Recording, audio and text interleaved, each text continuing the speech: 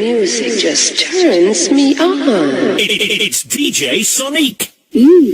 Let's get some VHS tapes out.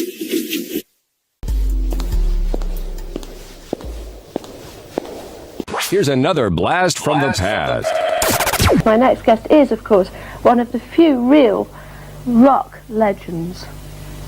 Jesus, I've been patronised. I wasn't patronising you. You looked your script well enough. That was a bit of a good build-up, I thought.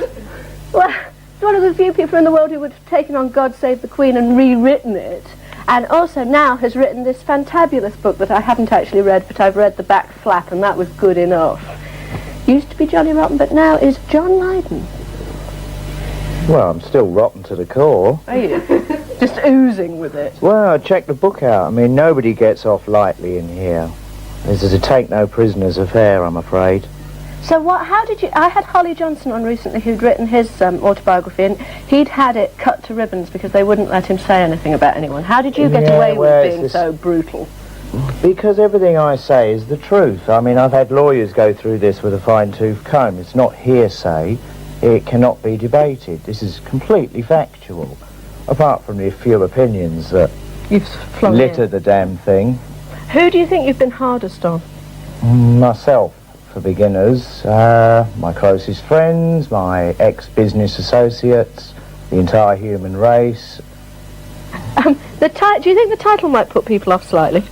If they were completely stupid and ignorant, if they bother to read on, they will find out exactly what it means. This is a title that I used to have to tolerate, say 15, 20 years ago, whenever we'd go up north touring. That was what was written on all the hotels and boarding houses. No Irish, no blacks, no dogs, and they meant it. Things have slightly changed since, but not much. Now they don't tell you that, they just make a night very uncomfortable for you. I suppose it was more honest then. Do you think they get nervous about having you to stay? Are people still quite terrified of you? Well, that's probably true. But I'm not that unpleasant. I react to ignorance. It's as simple as that.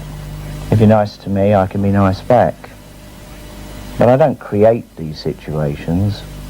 I just seem to drift into them. Frequently. Frequently. And you've got... Well, when you're not a coward about your life, that does tend to be what happens all the time. You know. So if you're... The occasional visits to jail. They can be thrilling too. Well, have you been to jail lots of times? Well, yes, it's rent-free, isn't it? When you were putting the book together, when you looked back on the Sex Pistols, did you feel like it was a happy period of your life? No, it was pure hell. It really was. But enjoyable in a perverse kind of way. I mean, that much excitement is never pleasurable. But it's better than the alternative. I had nothing going for me before the Pistols, nothing at all. And I've never looked back in anger. Malcolm McLaren frequently says that the whole group was a sort of con trick that he constructed to show how the music business could be manipulated. Well, read this and I think you'll find what a load of rubbish that man speaks. Hindsight seems to be his major talent, so let's move on before I get annoyed. Did you get fed up of people spitting on you? Absolutely. It's a bit of an unpleasant... yeah, it's something that I think the Daily Mirror and the Sun and the likes instigated. Of course I spat on stage because this relates to an illness I had in my childhood. I had severe meningitis. I was in a coma for a year. It destroyed my sinuses. So hacking big ghoulies is quite normal for me. I don't recall that people who've had meningitis do that. Funnily enough, it happens with me. And so I have very, very bad sinuses, and it's all related to something that went wrong with my spine, and it affected my sinus cavities. Audiences would imitate that. The Daily Mirror would pick up on it, and before you know it, it became a fashion statement. But such is the absurdity of life. So do you still do it? Hacking, yeah. I'll do one in a second. No, please don't. Please don't. Ow! It's such an awful noise. Is it true that you grew up with Sid Vicious? I didn't grow up with him. I spent a large amount of my youth with him. We were both kicked out of school at early ages, so they they send you to places which are not quite bald stools, but for Well, and you were there together? difficult youth. Yeah, and that's where I met Sid. That's also where I met Wobble too. So how do you remember them? Him, particularly. As a John Beverley. So you have do you have nice memories?